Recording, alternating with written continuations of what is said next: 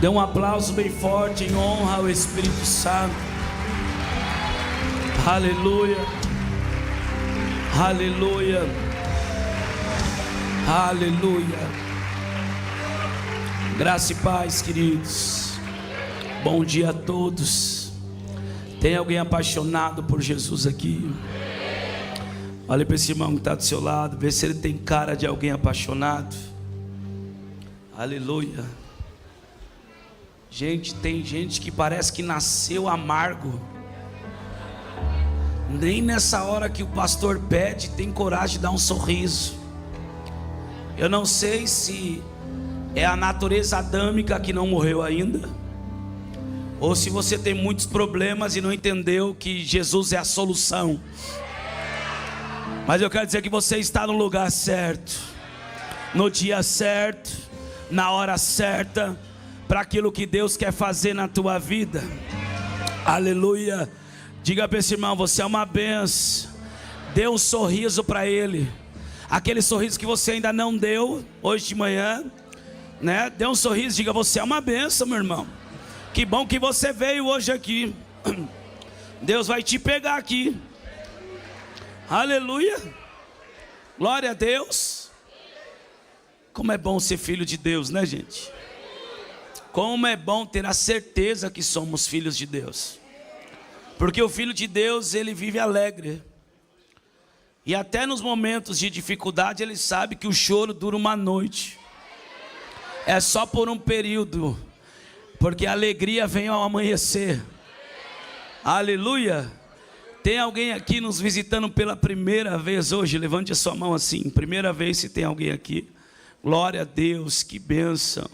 Dê um aplauso ao Senhor Jesus por cada pessoa que está conosco aqui pela primeira vez. Sejam muito bem-vindos à Igreja de Cristo. Olha que coisa maravilhosa. Tem gente do lado, atrás, na frente, cumprimentando esse irmão. Ninguém pediu. Diga para ele: seja bem-vindo. Essa é a sua casa. Aleluia, glória a Deus. Que bênção, queridos. Abra sua Bíblia comigo, por favor, no Evangelho de João, capítulo 16. Aleluia. Nós estamos em uma manhã do partir do pão. Nós estamos em uma manhã onde Deus nos conduzirá a um nível mais profundo de revelação.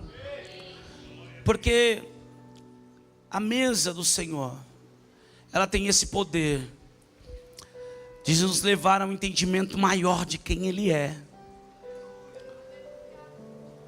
A mesa do Senhor também revela quem nós somos. E essa manhã é uma manhã de mesa. É a manhã do Kiddush. É a manhã da aliança entre os irmãos e da aliança com o Cordeiro. Hoje nós renovamos a nossa aliança com Ele. Aleluia. Glória a Deus. Nós tivemos aí uma semana intensa, queridos. Muito intensa. Estamos já há alguns dias, todos os dias. Alguns dias, todos os dias, servindo, se entregando, ministrando, sendo ministrados. Ontem fomos dormir 4 horas da manhã. Eu estou aí com a família de equatoriano, mi casa. Eu estou falando muito bem espanhol. Pero que necessito hablar. Eu quase comecei a predicar em espanhol hoje. E, queridos, é desafiador recebermos as nações em casa. É desafiador, mas nós somos uma igreja apostólica. Aleluia. Diga ao seu irmão: se prepare, porque as nações serão o quintal da sua casa. Você acredita nisso? Teve um dia que nós estávamos no almoço em casa e eu estava falando God bless you, aqui Deus lhe bendiga, ali Deus abençoe, e aqui chacataraba, chacada. Todos esses idiomas em uma só casa. Aleluia. Agora em maio, queridos, maio não, abril. Olha eu dando um spoiler aqui. Em abril nós completamos 7 anos de IAP Vila Matilde. E estará conosco um dos homens que Deus me deu uma experiência muito incrível quando eu conheci ele. É lá do país do Canadá, ele mora em Montreal. Fui ministrar na igreja dele. E quando eu entrei na sala dele, sem ele abrir a boca, Deus me mostrou o nível de patente espiritual que esse homem carrega. Um homem muito simples. Ele estará aqui conosco. Esse homem faz cruzadas no Paquistão para mais de 100 mil pessoas. Ele vai estar aqui conosco em abril. Por que eu estou dizendo isso? Porque um novo idioma vai ser falado nesse altar. Porque ele fala francês. Tem alguém que fala francês aqui? Ajuda a gente, por favor. Vamos precisar de um tradutor agora do francês também. Amém? Vamos lá. João 16, versículo 7. Diz assim: mas eu lhes digo a verdade, é melhor para vocês que eu vá, porque se eu não for, o Consolador não virá para vocês. Mas se eu for, eu o enviarei a vocês. Quando ele vier, convencerá o mundo do pecado, da justiça e do juízo. Do pecado, porque eles não creem em mim. Da justiça, porque vou para o Pai, e vocês não me verão mais. Do juízo, porque o príncipe deste mundo já está julgado. Tenho ainda muito para lhes dizer, mas vocês não podem suportar agora. Porém, quando vier o Espírito da verdade, ele os guiará em toda a verdade.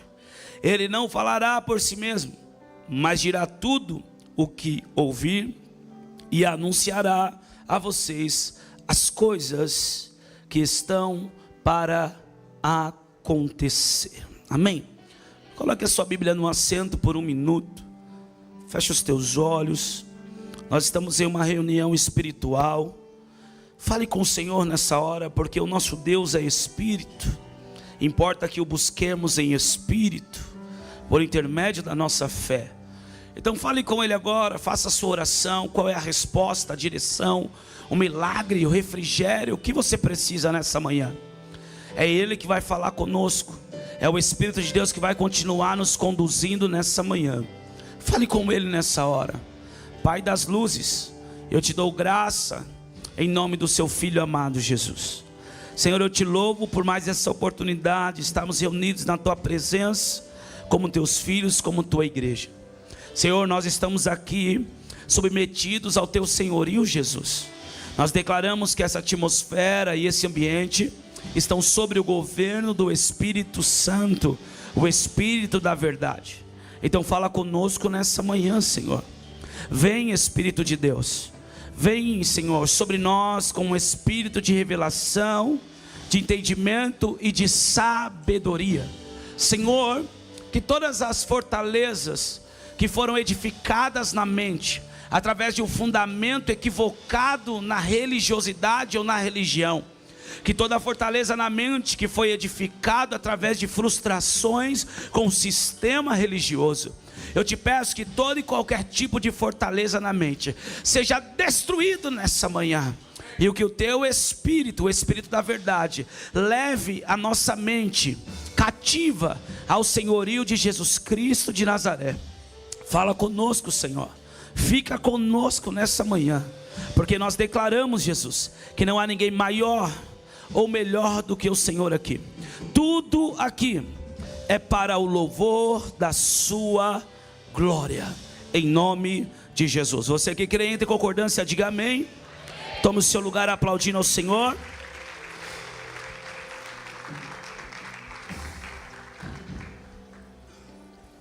Glória a Deus. Queridos, nesta madrugada eu estava meditando e Deus, o Espírito Santo falou comigo acerca dessa palavra para esta manhã. E nós precisamos compreender o que de fato vai nos levar a ter uma vida de êxito como filhos de Deus. E para compreendermos isso, um dos homens mais brilhantes que pisou pé nessa terra, chamado Charles Spurgeon. Ele foi considerado o príncipe dos pregadores, um grande avivalista, um homem que, quando eu estudei a história dele, eu descobri que já existia alguém que tinha vivido tudo aquilo que eu sonho em viver no ministério. Uma das coisas que queima em meu coração, e é um grande sonho, é termos um orfanato sustentado totalmente pela igreja, não ligado ao governo. E nós sabemos que isso no Brasil é muito difícil, porque a lei, ela dificulta muito, há muita burocracia, principalmente quando se diz respeito à adoção. Porém, quando eu li a história desse homem, eu vi que isso é possível. Eu vi que Deus, Ele não nos dá uma visão sem que seja capaz nós vivermos essa visão nele, através dele. Um homem extremamente entregue e considerado por alguns como esquizofrênico. Diz a minha esposa que eu tenho um pouco de esquizofrenia também. Por isso que ela está terminando agora a psicologia, para me entender um pouco mais, ela diz. Porém eu disse, vai ter que mudar o nível, vai ter que ser psiquiatra. Vai ter que mudar o nível. E assim vai, aleluia. Esse homem, ele falou algo, tem uma frase dele, e a frase é mais fácil um leão se tornar um vegetariano. Você já pensou em um leão comendo ervas? É mais fácil um leão se tornar um vegetariano do que um cristão ter uma vida bem-sucedida sem o Espírito Santo. Ou seja, a chave para termos uma vida de êxito em Cristo é viver na dependência do Espírito Santo. Eu digo isso, alguns anos atrás eu estava nos Estados Unidos, no meu turno de oração da madrugada, e eu vi que quando eu cheguei nos Estados Unidos, o meu Instagram começou a receber muitas mensagens. Se eu não me engano, foi na minha segunda viagem para a América, e pessoas pedindo mentoria, pessoas pedindo conselhos, pessoas pedindo direções, e eu comecei a orar no turno da madrugada, e o Espírito Santo falou comigo. Porque eu disse a ele, Senhor, por que as pessoas estão tão desesperadas por aconselhamento, por mentoria de homens? Nós estamos em uma era de mentorias. Nós estamos em uma geração onde o conhecimento está sendo vendido. Nós estamos em uma geração onde as pessoas estão em busca de informações e conhecimento para obter resultados a qualquer custo. Pessoas estão até entregando seus dias, seus recursos, para conseguir algum conselho que lhe dê uma saída, que lhe leve a uma vida de êxito. Porém, quando eu perguntei isso para o Espírito Santo, o Espírito Santo disse para mim, as pessoas estão desesperadas, filho, por conselho. Mas você percebe que a maioria não vem pedir conselho para mim? Eu disse, como assim, Senhor? E o Senhor me disse, as pessoas não vêm pedir conselho para mim, porque eu sou o Espírito da verdade. E a maioria delas não querem, elas não querem a verdade. Elas querem enganar a si mesmas e acreditar que a vontade delas pode ser realizada acima de qualquer coisa. Nós precisamos compreender que o Espírito Santo é o Espírito da verdade. E o Espírito Santo, quando ele nos conduz a uma vida de êxito, ele nunca vai nos levar a viver uma quebra de princípios. Diga para o seu irmão, o Espírito Santo não vai te conduzir a uma quebra de princípios. O Espírito Santo nunca vai nos levar a viver algo que está fora das Sagradas Escrituras. O Espírito Santo nunca vai nos levar a viver algo que está fora da dinâmica do reino. O Espírito Santo nunca vai nos levar a viver algo que está fora dos padrões e dos valores e dos princípios divinos. Nós precisamos compreender isso. Quando nós compreendemos isso, tudo muda. Jesus ele está dizendo algo aos seus discípulos. Ele está exortando eles e ao mesmo tempo já entregando a solução.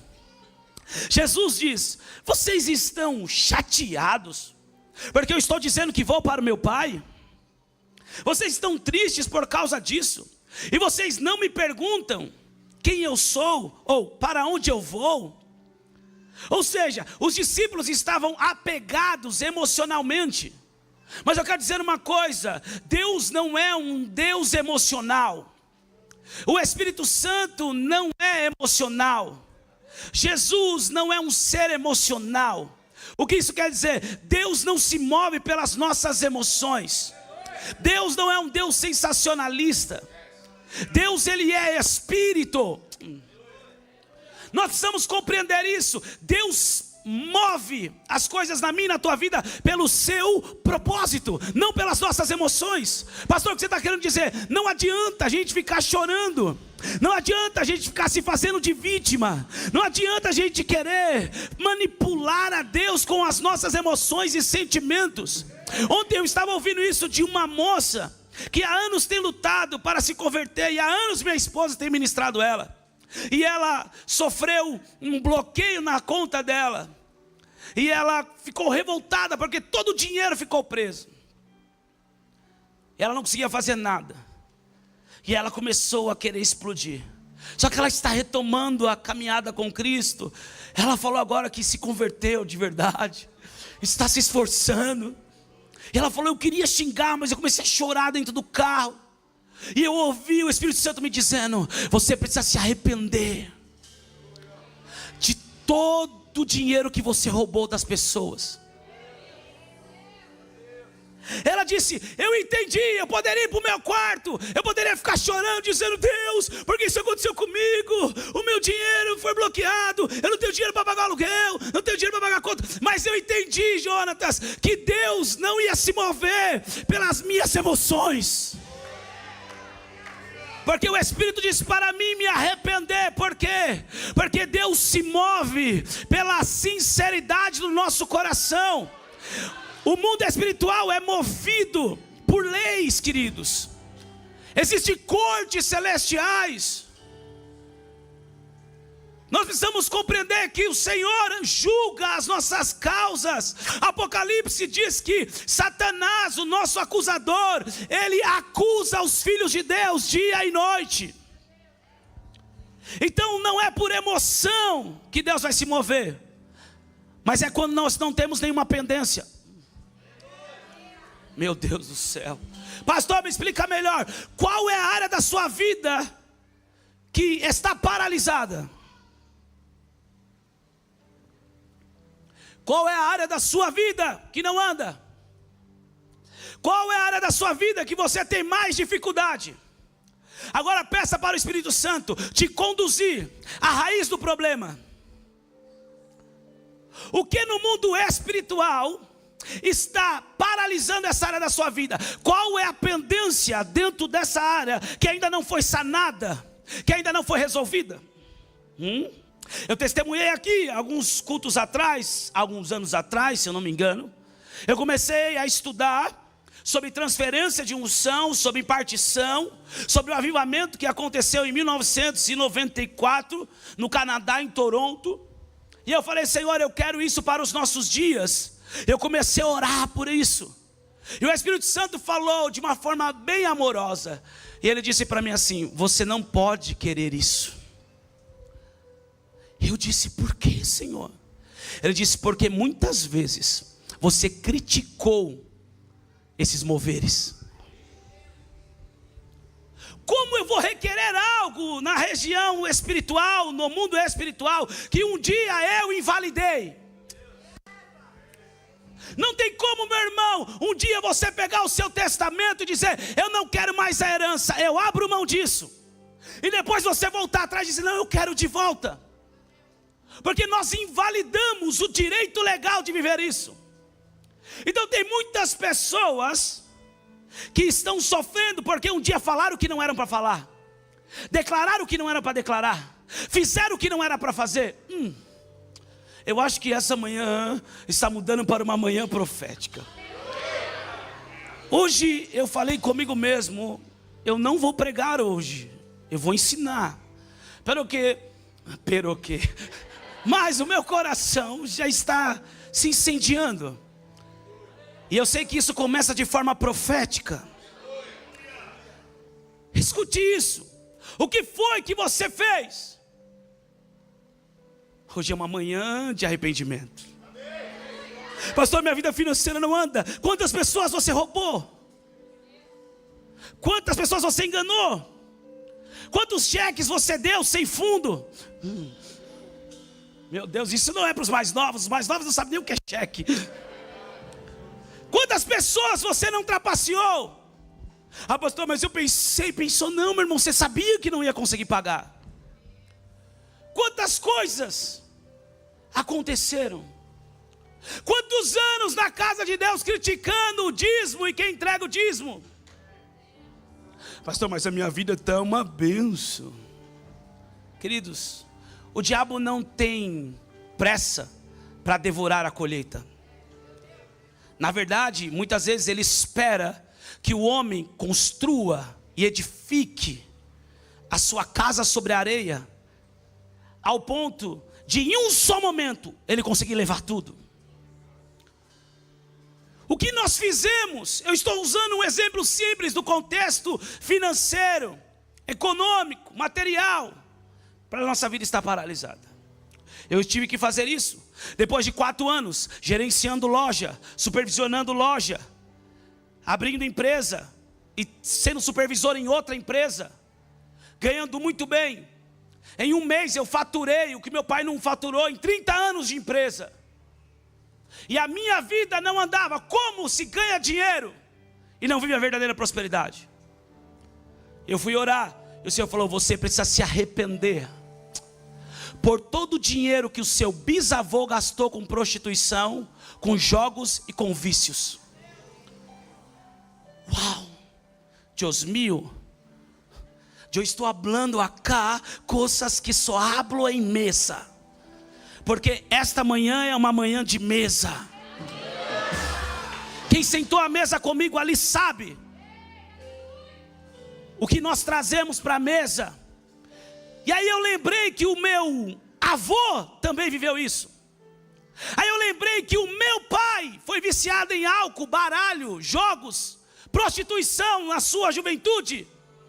Era um artista de circo, era um lutador de luta livre. E aí quando eu olhei para a minha adolescência, a minha juventude, eu me dei conta que eu vivia as mesmas coisas que eles viveram.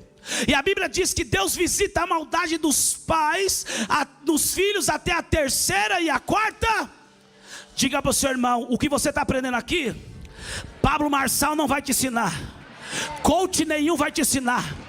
Eu estou te ensinando nessa manhã como você entrar nas cortes celestiais e buscar por direito legal a vida abundante que Cristo já conquistou para você na cruz do Calvário. Então o Espírito Santo me levou a me arrepender por tudo isso. Eu tive que me arrepender pelos meus antepassados, por todo o dinheiro que eu gastei com drogas, com álcool, com prostituição, por toda a família que eu roubei, por toda a vida que eu destruí por causa de dinheiro, por toda a droga que eu vendi. Ah, meu Deus do céu, tem gente que nem sabia qual era o meu testemunho. Fica tranquilo, irmão, estou liberto. Aleluia, aleluia, glória a Deus. Vamos lá. Depois que eu entrei em arrependimento, as coisas mudaram. Queridos, eu não oro mais por coisas terrenas. Quem está entendendo? Eu não oro por coisas terrenas. Eu não oro por coisas materiais. Eu quero entender o que está no coração de Deus. A minha penúltima viagem ao Canadá, um empresário chegou para mim. Ele me ofertou 10 mil euros. Obrigado pelo seu aleluia. Eu profetizo o dobro sobre a tua vida. Porque se eu dissesse aqui, eu estava passando fome no Canadá, não colocaram eu em nenhum hotel, igreja. E tem um monte de gente chorando. Mas eu falei que eu ganhei 50 mil reais de alguém, e ninguém dá um glória a Deus. Porque temos facilidades em chorar com os que choram, mas dificuldade em se alegrar com os que se alegram. Eu não pedi isso. Eu não pedi isso. Mas não fique chateado. Se você está nervoso por aquilo que eu ganho, você ficaria mais nervoso se você soubesse o que eu entrego.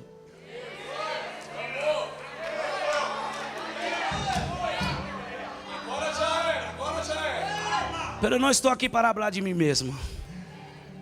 Estou aqui para falar do Espírito Santo. Escute isso. Ele nos conduz à verdade. E as pessoas, elas querem se enganar, viver se enganando e acreditando que Deus vai fazer a vontade delas. Nem o meu e o teu pai biológico fez isso, que são falhos como eu e você. Um pai que ama o seu filho, ele vai saber das coisas boas para os seus filhos, não as coisas ruins para eles. Então, se o nosso pai biológico sabe o que é bom e o que é ruim para nós, quanto mais o nosso pai que está nos céus. Se nós não formos tratados, se as pendências não forem sanadas, eu já vi isso acontecer, queridos. Pessoas começarem a buscar a Deus na sua necessidade de aceitação, e simplesmente começarem a crescer, e de repente se perderem no crescimento. Quem está entendendo? Eu já vi isso acontecendo. Pessoas que por muito pouco se perderam. Sabe o que é isso? É o que aconteceu com Noé. Me dê um pouco mais de retorno, por favor. O que aconteceu com Noé? O mais difícil para Noé não foi construir a arca em 100 e poucos anos. Pensa o tanto de tempo que Noé investiu nisso. Não foi o mais difícil. O mais difícil para Noé foi reconstruir a terra, a humanidade. Porque no primeiro momento que ele sai da arca, ele já erra. A Bíblia diz que Deus fala para ele: planta uma vinha, Noé. Noé era o cara mais rico do mundo.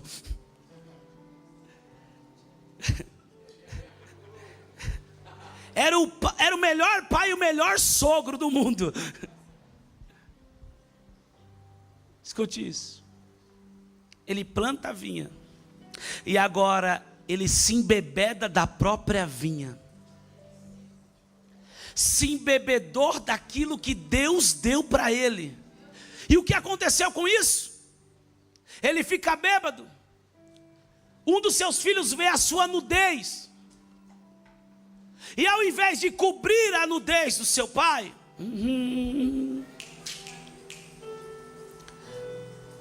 ele zombou o seu pai.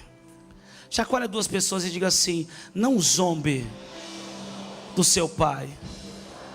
Não zombe das autoridades que Deus colocou sobre a sua vida. Não zombe do seu líder espiritual. Não zombe dos pastores. Cubra a nudez deles.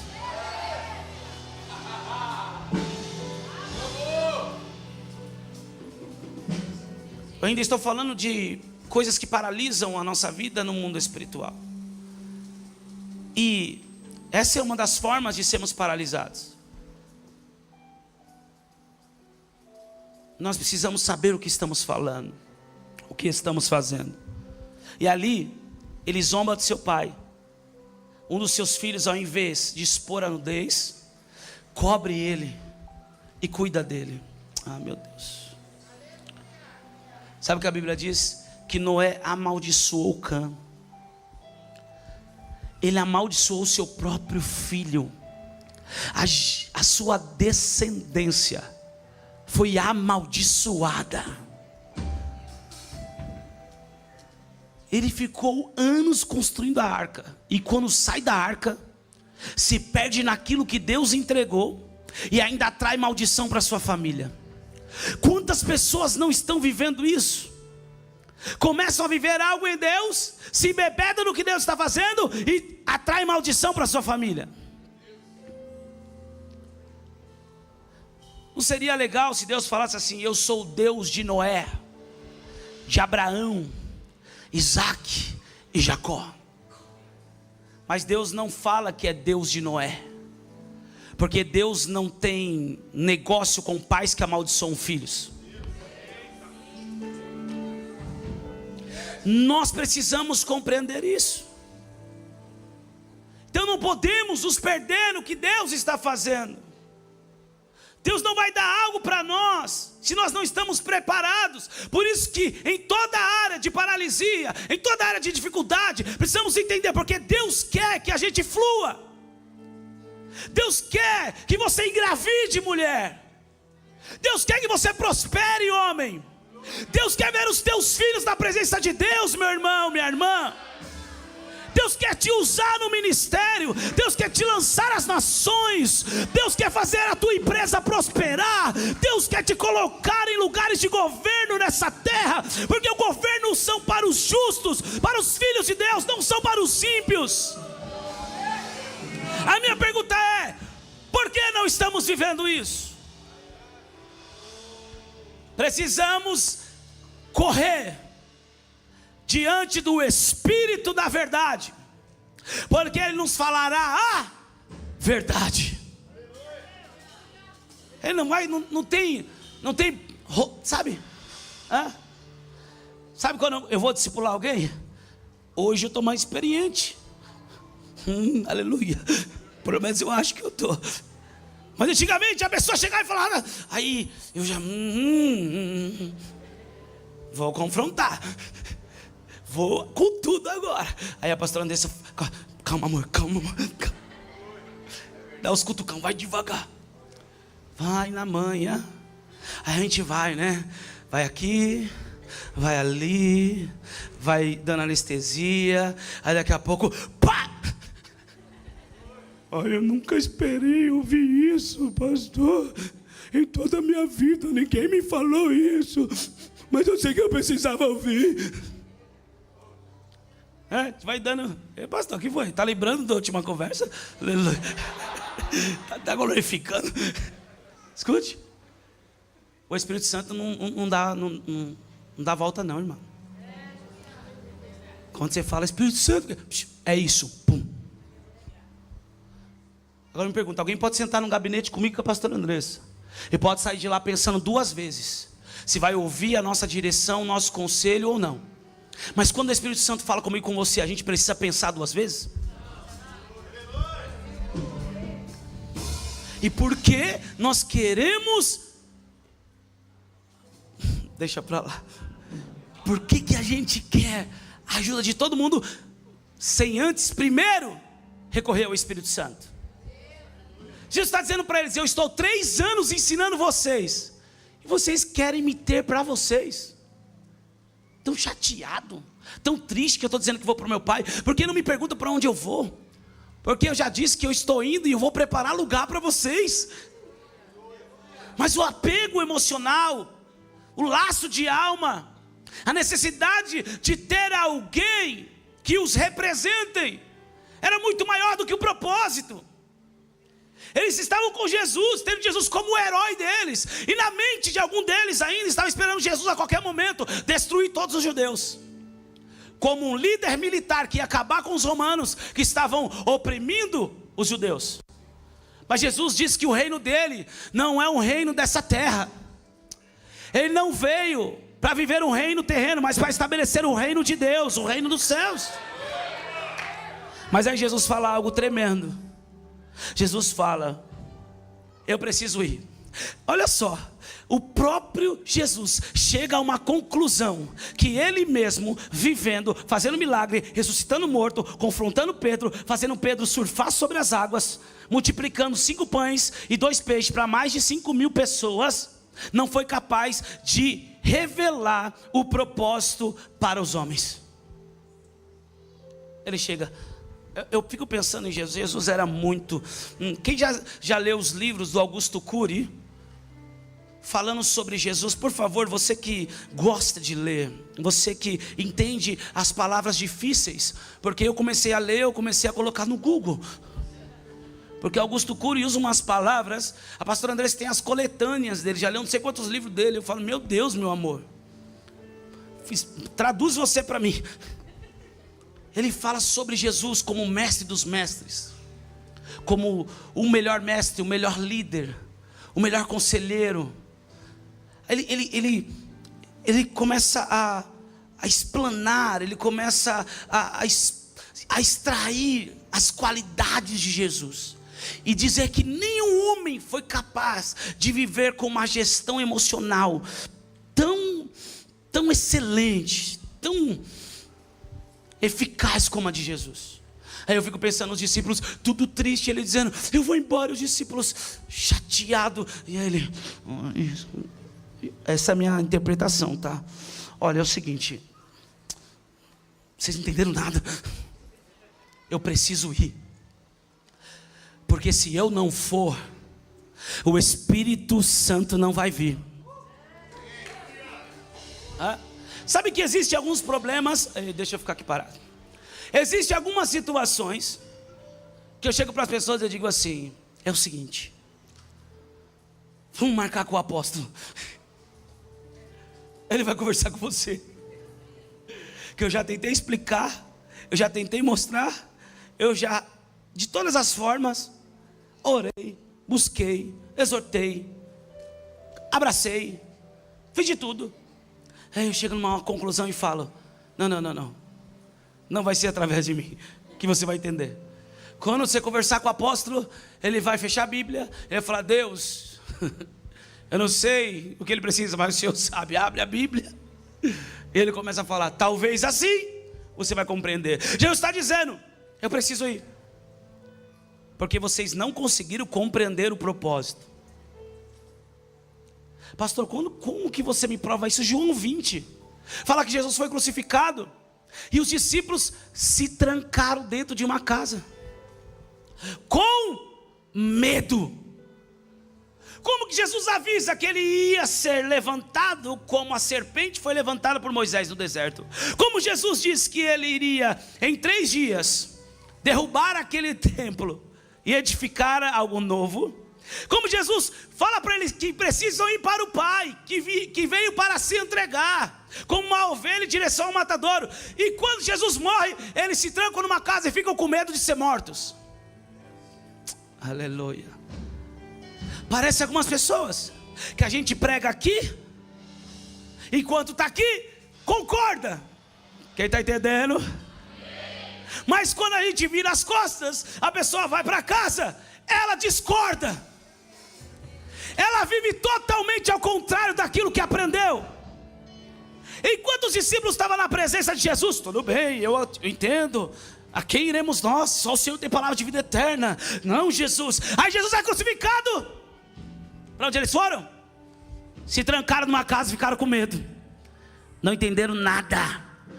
Jesus falou para ele, vocês precisam ir para Jerusalém, até que do alto sejam revestidos de poder. Jesus está dizendo, eu vou liberar poder sobre vocês. O que eles fizeram? Se trancaram numa casa e ficaram com medo. Aí lá vai Jesus de novo. Agora ele faz diferente, pastor Aguinaldo. Ele ultrapassa as paredes, se põe no meio deles, e diz, paz seja convosco. Aí todo mundo, mas ele não disse que ia ressuscitar? Mas eles não entenderam nada. Jesus se põe no meio deles e diz, paz seja convosco. Todo mundo, assim como o Pai me enviou, eu envio vocês. e soprou sobre eles o Espírito Santo.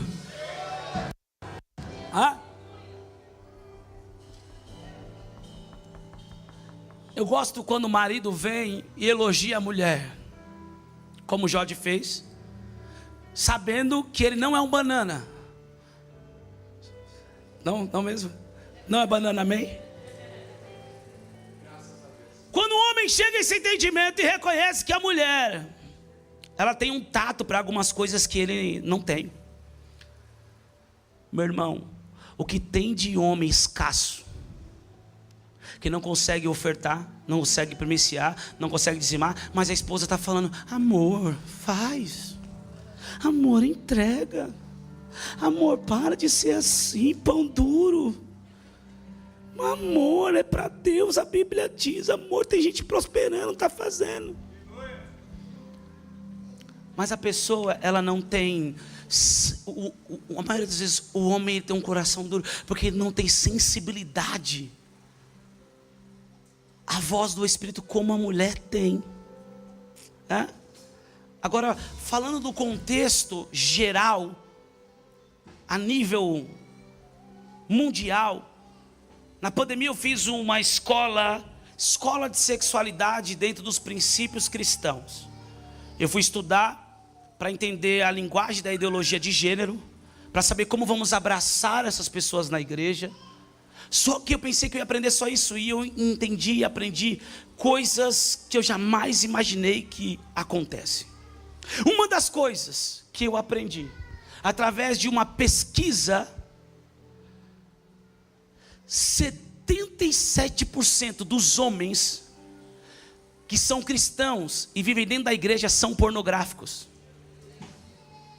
33% das mulheres são pornográficas. Aqui não, em nome de Jesus. Obrigado pelo seu glória a Deus, eu recebo. E qual é o problema? Que você nunca vai ver um pornográfico dizimando. O pornográfico não consegue dizimar. Porque Malaquias 3,10 não está falando do dinheiro. Se você ler o contexto, Malaquias 3,10 está falando da imoralidade sexual. Malaquias, como profeta, está exortando como voz de Deus aos sacerdotes que têm traído as suas esposas, que têm abandonado a mulher da sua mocidade, que finge que estão entregando algo para Deus, mas estão entregando ofertas mancas, ovelhas, cabritos, cordeiros doentes que sabem que vão morrer. Meu Deus, ficou profético o negócio. Então o pornográfico nunca vai conseguir dizimar. Porque primeiro a imoralidade sexual não deixa ele viver uma entrega pura. Porque dízimo, oferta e primícia é entrega pura, não tem malícia, não tem maldade. Dá um glória a Deus aí. Pastor, por que você está falando isso? Porque faz 16 anos que eu fui liberto disso. E quando você é liberto, você entrega sem ressentimento. A minha maior alegria é entregar o meu dízimo no altar. Eu vou para a sede, cara. Eu vejo, num dia que eu vou entregar o dízimo, eu não vejo a hora. Eu já vou lá, corro, pego o meu envelope. E eu me lembro da vida de escravidão sexual que eu vivia. É uma entrega pura. É uma entrega santa. Por isso que é mais fácil para a mulher. Quem está entendendo? Pastor, por que você está dizendo isso? Não é só na área financeira, em outras áreas também. Tem alguns cabeção que a mulher está impulsionando ele. Cara, vamos mais profundo. Vamos para o encontro. Não, para esse encontro não vou não. Encontro de honra, não vou não. Ela tá, vai cabeção, você precisa aprender a virar homem para me te honrar. Meu Deus. Um exemplo simples. Como que a gente fala que a mulher é mais sensível? Você já viu a rede de mulheres? O culto de mulheres? E o culto de homens? Você fala para as mulheres assim: é culto das mulheres, a mesa cura. Elas já estão: a tua mesa cura. Você vai lá, culto de homens, os homens. Ai, presta atenção. Culto de homens, vai ter churrasco e futebol. Porque o cabeção só pensa na bola e na carne. Mas Deus está transformando os homens dessa casa. Deus está nos transformando em nome de Jesus. Por que eu estou dizendo isso? Porque dentro desse contexto de João 20, quem estava trancado com medo na casa? Os homens. Adivinha quem foi? As primeiras a avisar que Jesus ressuscitou. Enquanto eles estavam dentro da casa assim, alguém vai entrar, alguém vai entrar, alguém vai entrar. Maria, as Marias vão lá no túmulo, sabendo que tinham soldados guardando o túmulo, a cova. Elas vão lá. Meu Deus, acabou. Se foi o esboço todo, mudou tudo. Elas vão lá. Porém, sabe o que tinha acontecido? A pedra já tinha sido removida. Os soldados já tinham fugido com medo. A cova estava aberta. E Jesus já estava do lado de fora. Pensa comigo, não era para os apóstolos viverem essa experiência? Mas os irmãos estavam com medo. Aí Maria olha para Jesus e vê ele diferente. Então pensa que ele é um jardineiro. E não é que ela estava certa? Porque Jesus veio nos levar de volta a um lugar chamado lugar no Éden. Só pode nos colocar no jardim, nos deixar entrar no jardim, o jardineiro que cuida dele. Enquanto Jesus estava servindo como filho de José e Maria na terra, andando, as pessoas chamavam ele do quê? Carpinteiro. Filho de José e Maria, ele não é o carpinteiro, Jesus de Nazaré, não foi ele crescer em Nazaré, não é ele que é o carpinteiro, tudo bem, ele é crucificado, ele se entrega, ele ressuscita, e agora a Maria chama ele do quê? Jardineiro. Porque só depois da cruz, ele nos deu o direito de voltar ao jardim. O meu orgulho me tirou do jardim. Tua bondade colocou jardim em mim. Eu estou sentindo uma graça dele aqui já. E ela pergunta ao jardineiro: onde colocaram ele? Ele vira para ela e diz: Maria, porque você procura entre os mortos aquele que vivo está. Ela reconhece a voz do mestre e ela diz: Rabone, Rabone, ele ressuscitou.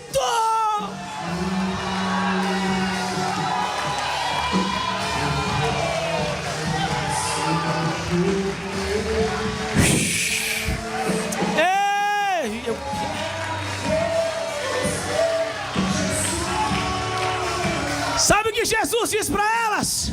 Vão e avisa eles que eu ressuscitei. Sabe o que significa? Jesus está dizendo: eu dou um envio. A palavra apostólica é envio ou enviado. Ou seja, as mulheres foram chamadas para uma chamada apostólica. Eu quero profetizar algo. Mulheres, levante as suas mãos. Deus está levantando nessa casa, nesse ministério, uma geração de mulheres apostólicas. São como Abigail, que vão acessar lugares de riqueza, que vão entrar nos palácios, que vão desfrutar daquilo que Deus já projetou, do melhor dessa terra. Mulheres apostólicas que vão acessar lugares de governo. Mulheres apostólicas que vão viver o envio, que vão caminhar ao lado dos seus maridos, que vão edificar a sua casa, que que os seus filhos vão se alegrar ao redor da mesa. Não vai faltar alegria para a tua casa, não vai faltar unção, não vai faltar óleo, não vai faltar azeite, não vai faltar saúde, não vai faltar provisão de Deus. Mulheres apostólicas, é um comando e um envio profético sobre a vida de vocês. Deus vai levantar vocês. Meu Deus, eu tive uma impressão no meu espírito. Eu vi um estádio cheio de mulheres de eclésia. Eu vi um estádio cheio de mulheres de eclésia. Deus está levantando mulheres apostólicas nesses dias. Se você recebe, diga amém. Eu creio, eu recebo no poderoso nome de Jesus. Ei, incendeia os nossos corações, aquece de novo, faz queimar outra vez, faz queimar outra vez, faz queimar outra vez. Ah, Senhor, um coração aquecido pelo teu fogo, Jesus, um coração aquecido pelo teu fogo, Espírito Santo.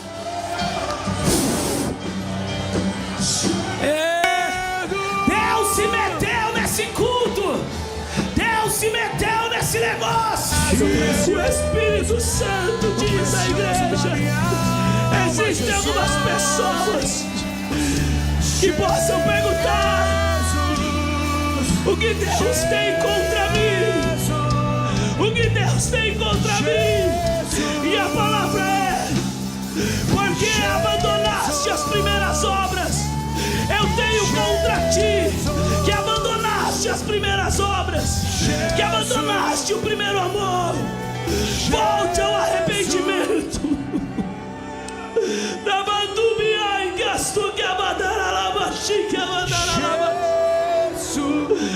Volte às primeiras obras. Volte ao primeiro amor, volte a falar do meu amor para os teus familiares que estão perecendo. Volte a falar do meu amor para os teus vizinhos, para as pessoas do teu trabalho. Volte a falar do meu amor. Daraya subidiga mantuga managaya seca na paz. Ei, porque Deus, eu não sinto isso que eles sentem. Porque coração de pedra não pega fogo, meu irmão. Pedra não pega fogo.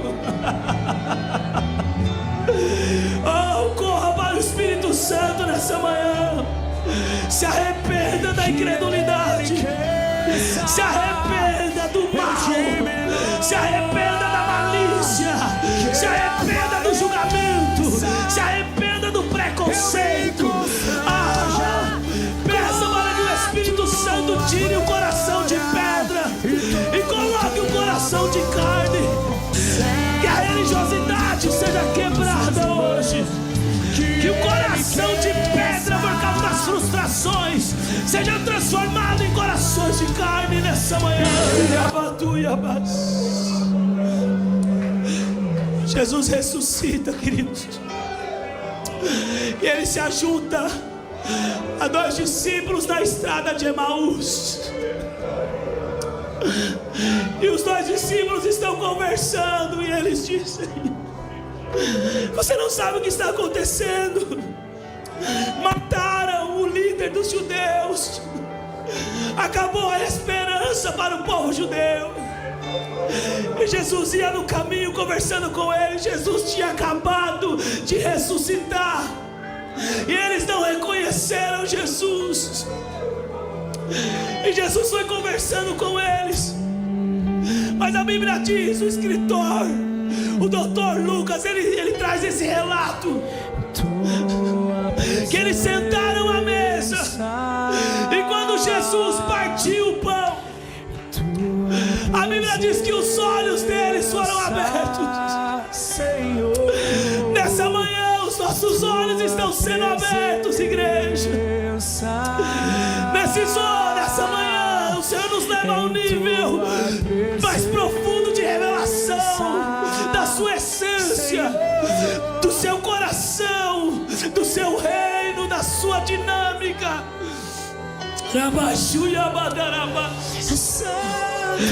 Jesus, ele parte o pão e a Bíblia diz: e os olhos deles foram abertos. A mesa é um lugar de simplicidade. A mesa é um lugar de investir o nosso tempo. A mesa é um lugar onde todos sentam na mesma altura. Não tem ninguém maior ou melhor na mesa. A mesa é um lugar de verdade, de olho no olho. Quando Jesus parte o pão, ele está falando do partilhar, meu irmão. O partilhar não acabou. O partilhar não acabou. Precisamos entender isso. Quando ele parte o pão, a Bíblia diz que os olhos deles foram abertos. Mas esses dois discípulos que estavam caminhando com Jesus na estrada e não reconheceram ele, quando os olhos foram abertos, eles disseram: agora nós entendemos, porque ele falava conosco e o nosso coração queimava. Porque enquanto ele falava as palavras, o coração ardia. Nós precisamos desse coração, um coração aquecido, um coração queimando, um coração enquanto a palavra é liberada, ele queima, ele acende, ele arde por amor.